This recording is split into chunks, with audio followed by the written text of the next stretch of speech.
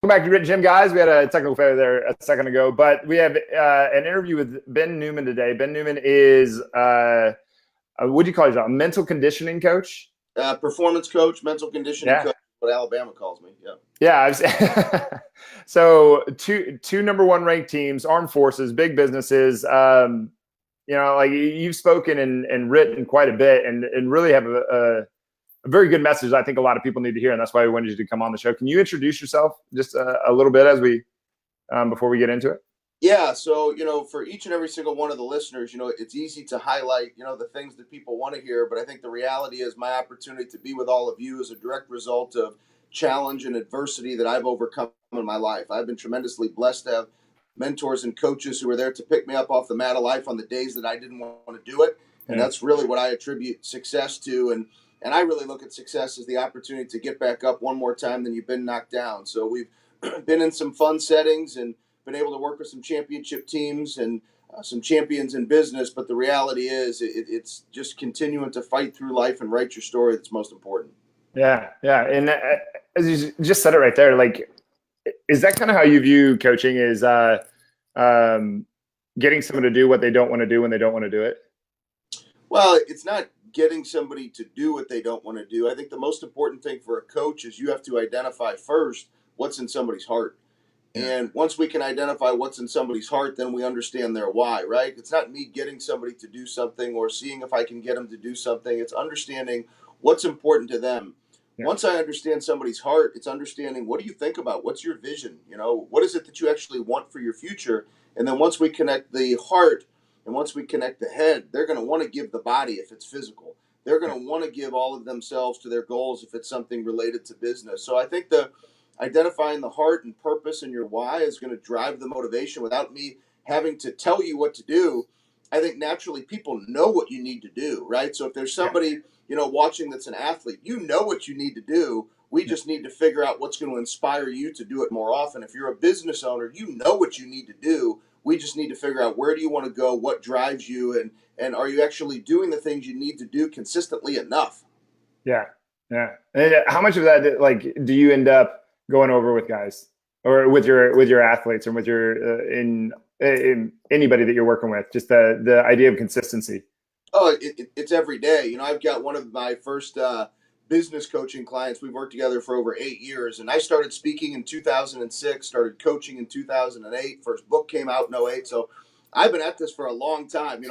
A lot of times people say, man, I want to start speaking. And, that's great. But, it takes time, whether you're a speaker, whether you're opening a gym, whether you're opening a business, it takes time. And I constantly talk about consistency. We have one of our mental training tools, which everybody can check them out. I'll give away for free for all the listeners as a gift for you having me on. If everybody goes to freeplaybook.net, it's our platform. It's your mental toughness playbook, all our coaching principles, all the tools. And one of the tools is called Your Prize Fighter Day, which is how you drive consistency in your life, personally, professionally, and in your service to others. And I talk about that with people all the time. This first client I just alluded to, I've been coaching him for 8 years. He's like, I've probably heard you say Prize Fighter Day 3,000-4,000 times. It drives me crazy. But he's like, I know that's what I need. It's the accountability to the consistency of driving, of discipline. Yeah. Because I mean, you're going to have to go past the point where you were bored. Like I've heard it 4,000 times. I'm tired of it. I don't need to do that anymore. It's like, no, you need to do that one more time, and then again, and then again, right? And that's the point. And that's one of the things that drew me to connecting with you was, grit, that word grit. Yeah. And, grit is an important thing. People, they want the easy way. They naturally, I don't want to face adversity. I don't want to face challenge. Can't this be easy? But the reality is, we can't allow our feelings to dictate how we show up. You have 100%. Yeah. You have to identify what is the standard, what is the process that's going to cause you to have success, and then have the perseverance, the conviction, and the grit to pound away at it one day at a time, focusing on winning based upon your effort, not your results. And that takes grit, and you got to do it over and over and over and over again. Yeah. Well beyond when it's like you're excited, like Correct. Well beyond like when you're motivated, well beyond before like when you feel good. But and that was one of the things I wanted to ask you is just not as much what or why you started doing this, but like almost like even like a how, like how in the world have you built up to, you know? Because I think Well, that's an easy thing to leave out. It's like everybody's like, find your why. It's like, yeah, that's great and all, but like, man, like you've done some cool stuff. well, I appreciate you saying that. I think we all face challenge and adversity. We all have a story, so I can share Yeah, some things about my story that hopefully connect you to deeper purpose and passion for yours. But I'm an old soul, so I mentioned yeah. those mentors and coaches. I had to grow up fast. My mother passed away 11 days before my 8th birthday. Parents were divorced Jeez. before I was 6 months old.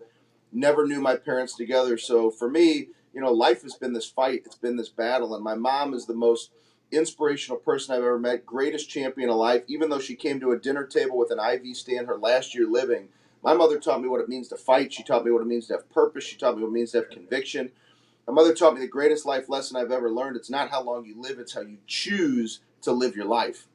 Yeah. And it's been tough for me. You lose your mom 11 days before your 8th birthday. That's not easy. No. But I had a choice to surround myself with the mentors and coaches that would pick me up. I had a father who came in. He had his own set of challenges, drugs and alcohol abuse. And so what I've seen with these two eyes before 8 years old is more than some people see in a lifetime. Yeah.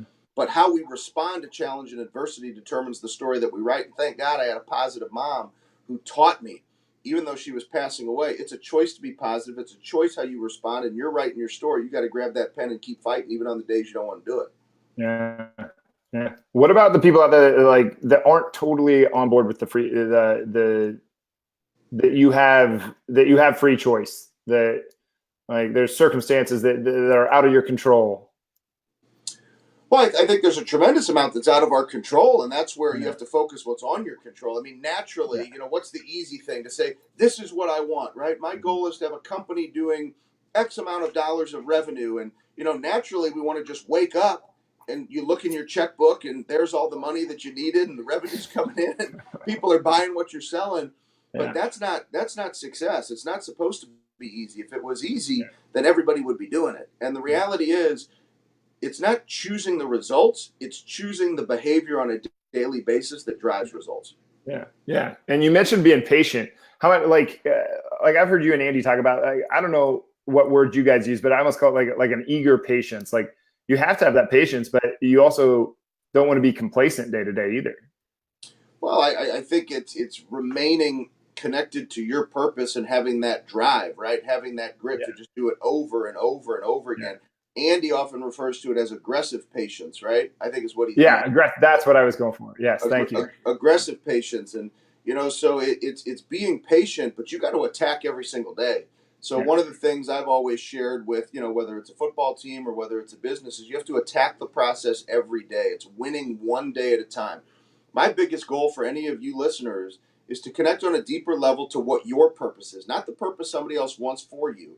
And Yeah. once you identify that purpose, identify the daily disciplines that'll cause you to have success, and just fight every day with everything that you've got to look in the mirror at the end of the day and say, Today I gave it everything that I had. Yeah. Because if you can look in the mirror and say, Today I gave it everything that I had, nobody can ever take that away from you, and you can never ask any more of yourself than that.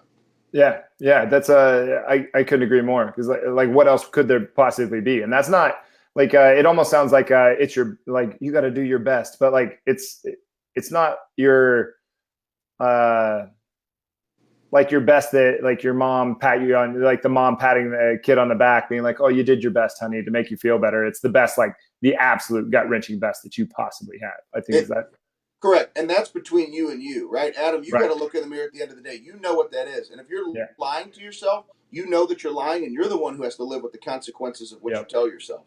Yeah. And I just encourage everybody to surround yourself with people who believe in you, people who encourage you, people who inspire you. Yeah. Look at the world that we live in today. Yes, it is not cheap for me to work with somebody one on one for coaching, but you can certainly go to my Instagram page. I mean, I have literally posted every single day since I signed up for Instagram, I don't know how many years ago, right? So either it's one time a day or two times per day. I'm Yeah. putting things out that are going to help you mentally on what you think Yeah. about and what's in your heart. And, for everybody, you've got to find what motivates you. You got to find what drives you. You got to find what causes you to get Yeah. truthful with yourself about where you want to go and a willingness to get after it every day. Yeah, yeah, and I think it's easy for people to get aligned with people who are enablers too, instead of people who will kick them the real deal. Like some people seem positive, but they're just enabling a bad behavior. Whereas like Oh, without question. You know, what I Yeah. mean, a coaching type relationship should be somebody who challenges you Right. and pushes you to be your best. I've Yeah. had a paid coach since I was 25 years old. My coach, Laura Pierce, she pushes and challenges me all the time. Yeah. We just went over the business plan for 2019, and That's awesome. she's drilling down and she's pushing me and she's getting after me, and she's, we got to look at this area, we got to look at this area, and is this going to be the right action step in order to drive results in this area? Yeah. I mean, it's a constant work in progress. You have to be challenged. You have to have Yeah. somebody driving that true accountability. Yeah. But yeah, because like if you don't, what's the alternative? Well, the alternative is you're not going to like where you are, and Yeah. you're going to certainly be happier where you are if you're working hard rather than just praying that things are going to happen for you. Yeah, exactly. That's the thing with like being uncomfortable or having pressure put on you. It's like the alternative is to be comfortable and in this space that like it isn't all that fun to be in. Like whereas like you were gonna feel uncomfortable one way or the other, like Yeah, whether that pressure was there or not. one of my mentors, former coaches, dear friend, Dr. Jason Selk, he always says, making yourself uncomfortable speeds up the process of mental toughness. Yeah, yeah, couldn't agree more. Yeah, just like I think it's an amazing thing, like how much our mind can actually drive us to do, and how much we leave left on the table that we didn't even know as an option. Correct. You know, when you really tap into being like I call all in, when you really tap into being all in, man, you can do some pretty crazy stuff. But one of the reasons why I often see or identify that people have not gone all in is because there's something holding them back. Yeah. For all of us, I say there's like this, for some of us, it's a tiny little black box. For some of us, it's this enormous black box. And there's something in that black box. And we got to get inside that black box. We got to tear it apart because there's Yeah. fear, there's doubt, there's uncertainty. Something holding all of us back. I've got stuff that holds me back. I work on it with my coach, right? Thank goodness some of the things holding me back today are more of that tiny little box rather than some of the big boxes I've had Yeah. to rip open in my life. But if you don't address those fears, those doubts, and uncertainties, I don't know if you can go all in. Yeah. Well, that's the story of King Arthur. Like all of his knights, they went off into different directions into the forest. Like they all went to the darkest part of the forest, but the darkest part of the forest was different for all of them. Like, right. Yeah. Anyway, like this, I've always liked that story. Like it's kind of like what's her name? Gray, the lighthouse. Like the lighthouse represents everybody's fears. But and you mentioned anyway. So like I wanted to ask you a few questions on words, like how you view motivation. Like, is it a real thing? Is it something tangible, or how do you look at that with the people that you work with? So, yeah, motivation is certainly a real thing, right? I mean, everybody is going to, how you're wired in your heart. If you've got a really good coach, or think of a great coach you've had or a business leader in the past, they know how to motivate you, they know how to tap into that energy. But the key is not motivation. The key is long term sustainability and growth from being inspired to want to take action every single day. Motivation only lasts so long. But if you have somebody that you're working with and partnering with that actually helps you connect to that purpose every single day, drive towards that purpose, or if you're disciplined enough to do it on your own, that goes much further than just motivation. Yeah, that's how we look at it too. That's why we put "do it anyway" on T-shirts, up on the walls, stuff like that, because it's like, what are you going to do on a day where you don't have it? Yep. Well, you're just going to have to do it anyway. Those are actually the days. I mean, look at it from a workout perspective, right? So Sure. The days that you wake up and you don't want to work out, and you silence that mental demon, right? And you put that demon to sleep and you go through your workout. Those workouts are far better than the ones where you pop up out of bed and say, man, I can't wait to go get it today. Yeah, because it was easy. It was easy one way. It was hard the other way. Like right. you were confronting that black box that you talked Correct. about, right? Exactly. Yeah. So when we get into what about when we get into confidence? Do you think like how do you look at this thing? Well, I think confidence is going to be built on stacking those days on top of each other, right? So Sure. People want to be more confident. So where does confidence come from? Confidence comes from your ability or belief that you can do something, right? So if you look at this workout and you say, gosh, I can't do that workout, right? It's a belief thing. But if you believe you can do it, it doesn't mean that, Adam, I'm going to do it as well as you right now. But the last time I checked, I'm not competing against you. I'm competing against myself. So we all got to start somewhere. Right. So I think building your confidence from wherever you are is far greater than just saying, I can't do something. Yeah. Right. So for all of us, it's where is your belief, attaining that new level of belief, figuring out what your starting point is, and then just hammering it. And having a great strength coach that it can actually get you to that next level if we're talking about what you're doing in the gym. Right. Yeah. Like that's the thing with we hear this on a pretty regular basis. People like, I'm not ready. I'm not ready to start a workout plan. I'm not ready to join a gym. I'm not ready. It's like, what do you mean you're not ready? Like, what does that mean? Like, what's that mean to you? So I think that's kind of the same thing. Like they haven't stacked up enough things to actually put their head on right to actually get where they want to go. Yeah, so from a business perspective, I'll share something. There's a one of the fathers of sociology. His name is Max Weber, so it's spelled like Weber, Weber, and he always talks about the difference of power versus authority. So Okay. if I were engaging with somebody one on one who says I'm not ready, right? I would engage that person in a question, right? Yeah. So my natural tendency in a coach would be, "What are you talking about? You're not ready. That's crazy. Get in here and let's get after it." Yeah. Find that doesn't work, even if that was the gospel or that was the truth or what they Yeah. needed to hear.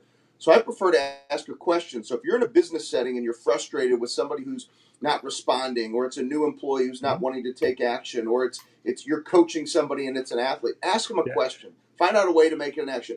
What's causing you to not be ready? Yeah. What needs to happen in your life for you to feel like I'm ready to get after it? Because I want to understand how you're wired, because we got to figure out what you want. So what is it that you want? What action do you want to take? Yeah. Yeah. No, I'm with you. I think like I usually call it the Socratic method, but yeah, I just like couldn't agree more. It's if you get people thinking logically, it usually works out a little bit better. Like, what do you mean you're not ready? Right. Like, I wouldn't say those words, but a different way around it. If we were sitting, what is the one I use? When we're sitting here, like something about like 12 months from now, 12 months from now, when we're sitting here, what do you want this to look like? Yep. That kind of thing. And so like when it comes to focus, like, what do you think some of the things that like that black box, what do you think of some similarities that most people, or some similar things that you notice that people are walking around with that maybe they're a little afraid to confront? Well, I mean that's the number of people that I'm coaching with, from football teams to basketball teams to businesses. It's vastly different. I mean, I could give you Is it? example after example, but I think the reality is, it's not, once again, it's not worrying about what somebody else's issue is. We all know what the issues are. It's finding Mhm. the person that you trust, that you can have that conversation with, right? So whether Okay. it's Yeah. something happened, God forbid, when I was a child, and my dad did this, or my dad used to say that, or you know what, I got cut from the baseball team when I was a sophomore and this coach just beat me down, and it's just, Yeah. I'm just continuing to live with it, even if it might be something you think sounds insignificant. That's your emotion, and there's a Yeah. reason why you're not taking action based upon that emotion. Yeah. Well, and if it's still at the top of their mind, like if they're still thinking about it, then it's got to be, it must be a thing. It's top of mind awareness, right? Oh no, we froze up. Are you there? Yep. Oh yeah. Yeah. But like top of mind awareness is like if it's on the tip of your tongue, if you're about to say it, then obviously it's still affecting you. Otherwise, it wouldn't be there. Yep. Yeah. So it has to be a thing, and like I think you're right. Like having that conversation can make a world of difference. Um, like I don't know. Like I don't know if you ever noticed this, but I think people tend to work out what they're thinking by actually talking. Do you notice that, or is that something you found? Well, I think to engage in conversation and communication with somebody that you trust is going to lead you. Obviously the goal is to lead somebody to action, right? If there's something Yeah. holding you back, we got to lead you to action, and talking yourself through that fear is typically going to lead you to action. It's going to build that confidence. We're going to identify what the motivation is. We're going to identify what's in your heart, but you got to be open and truthful about a willingness to want to have that relationship to drive action. Yeah. Yeah. Otherwise, what could you get out of it? I mean, you're just wasting time. Yep. And you said that they're like the similarities are great, but the similar like that there are differences between individuals. Like, are there certain things that you notice that the mindset of a first time mom that a mindset of a NFL rookie would have in common? Well, I mean, those are two individuals that are experiencing, different things, but I think both of them have the opportunity to identify what's going to make you a great mom and what's going to make you a great NFL athlete, right? Yeah. So, whether it's that first time doing it, right? I'm a first time rookie, I'm a first time parent. I've never had a problem checking my ego. So I want to go find somebody that's a great mom, and what does that great mom do? I want to go find somebody who's I a great gotcha. dad. What does that great dad do? What did the most successful NFL rookies do, right? What did Jerry Rice do when he Yeah. was a rookie? I want to study the behaviors of the most successful. When Jerry Rice and I shared the stage 2 years ago at one of Vegas, I'll never forget when right before Jerry and I went on stage, Jerry looks at me dead square in the eyes and he says, "Ben," he goes, "you know what I've never understood? How could somebody not give 100% when it's 100% your choice?" Yeah. So I think whether it's a mom, whether it's a parent, whether it's a business owner, whether it's an NFL athlete, whether it's an NBA player, identifying what does it look like for me to give my best and showing up and doing it every day, because it is 100% your choice. Yeah. Yeah. No, I couldn't agree more. Like, if there are things that are out of your control and there are things that are in control, why wouldn't you take advantage of every single aspect of what is in your control? And not fight it, but pay attention to those Right. activities that are 100% in your control. If I walk into your gym and you say, "Ben, today we need 5 really good sets of 10 on bench," right? That's 100% in my control to give you 5 sets of 10. If you take me to exhaustion and I only get 9 on the last one, you're going to be there to spot me to make sure that at least I push that bar through 10, no matter how painful it is. That's a choice for me to hang in and do that. Yeah. Oh, shoot. We're freezing up. We're on something good. Sore today. Can we go 3 sets of 5? We broke out there. Sorry, I lost you. Oh, I was going to say, I would never walk into your gym and say, "How about 3 sets of 5?" Right? I mean, you're not going to do that, right? You got to show up and you got to do what you need to do every day. Yeah. Yeah. Couldn't agree more. Yeah. It's and sometimes there is a time when you have to like let's say, and this goes back to personal choice though too, is like, if you just went on a bender the night before and you show up hungover, we don't get to just plow through and treat the body like crap. But at the same time, you made the personal choice to go out on a bender. So there you go. So we can stack them up there. But and then, like, how do I ask this question? So when you get into the anxiety, like, a lot of people have a lot of anxiety problems. Do you, like, how do you view that, and how do you scope that back to a place where it's manageable for them to move forward? It froze up. I didn't hear the question. Oh, okay. So when it comes to anxiety, a lot of people are dealing with this. How do you scale that back to where they can look at it from a logical standpoint and manage it so that they can keep on pressing forward? So there's 2 things. One is a complex tool called Your Emotional Trigger, which is probably the most significant ideal state of focus technique that we use in our coaching work. I use this with the Alabama football program, North Dakota State. I use it with executives at Microsoft, and it's in the playbook. So if everybody downloads that playbook, once again, I'm giving to you as a gift at freeplaybook.net. It's towards the back, maybe page 27, 28, but Your Emotional Trigger is right there. You go deep. You learn to understand your ideal state of focus. In either method is just breathing, right? You have to learn to control your breathing, because your breathing can calm you down. And same thing, my dear friend, and a lot of my work in sports was driven by a lot that I learned from Dr. Jason Selk. He's one of the top sports psychologists in the world. So it's controlled breathing. There's a breathing sequence of 6-2-7.